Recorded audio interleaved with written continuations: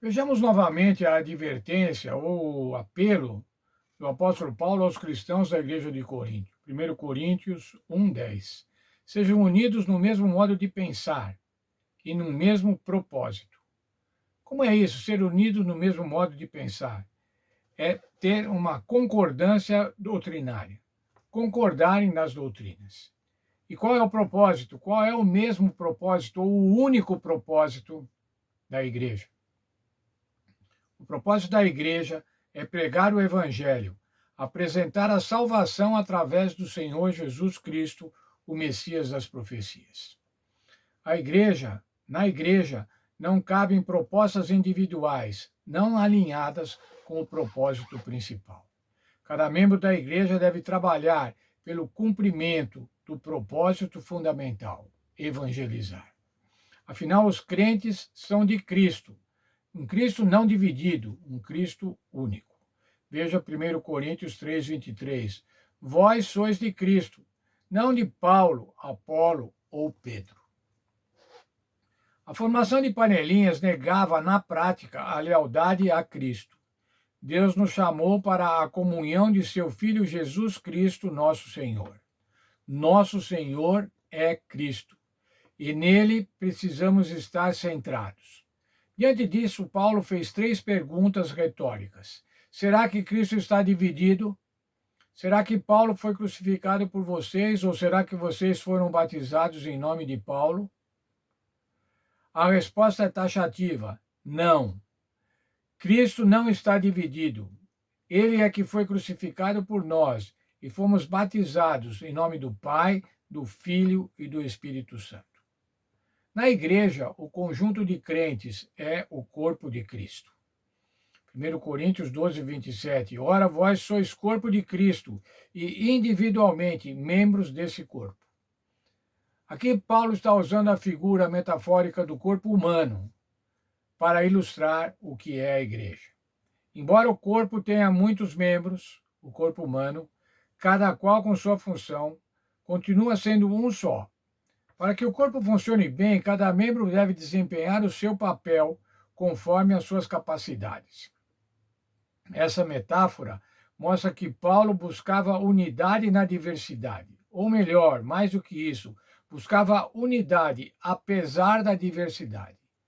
Apesar dos membros serem diferentes, apesar de terem judeus ortodoxos, judeus convertidos, gregos, estrangeiros, Paulo buscava agora buscar a unidade, conseguir a unidade, apesar da diversidade.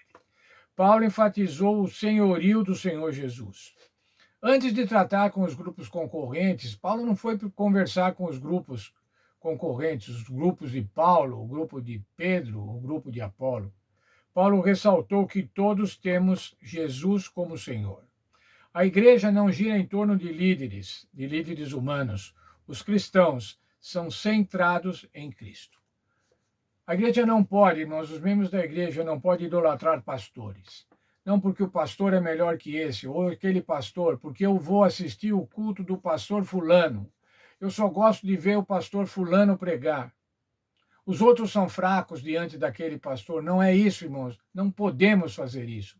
Não podemos idolatrar pastores. O risco de idolatrar pastores, irmãos, é de você, muito provavelmente, se frustrar com as atitudes futuras desses mesmos pastores. Essa ênfase no senhorio de Cristo nos versos iniciais de 1 Coríntios nos ajuda a entender o que Paulo quis dizer, sejam unidos no mesmo modo de pensar e no mesmo propósito. O termo grego traduzido para unidos vem do verbo katartizo, que indica restaurar algo à condição correta. Quando surgem panelinhas em torno de líderes humanos, os relacionamentos na igreja precisam ser restaurados. E isso acontece por meio da unidade em Cristo e na negação do eu que ela implica. Quando nós nos unirmos em Cristo, irmãos, quando nós pessoalmente nos unirmos em Cristo, nós vamos ser humildes e vamos respeitar as posições dos outros. A igreja é uma comunidade de cooperação, não de concorrência. Na igreja nós não concorremos, irmãos. Os departamentos da igreja nunca devem concorrer uns com os outros. Mas devem cooperar com os outros, assim como o corpo humano. Cada órgão do corpo humano coopera para o sucesso do corpo humano, para a saúde integral do corpo humano. Assim devem ser os membros da igreja.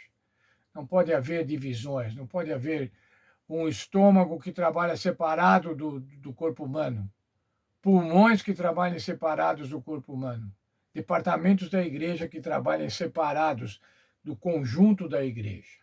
O objetivo de Deus para a igreja é que nós sejamos unidos. E para sermos unidos, nós devemos estar centrados no Senhor Jesus.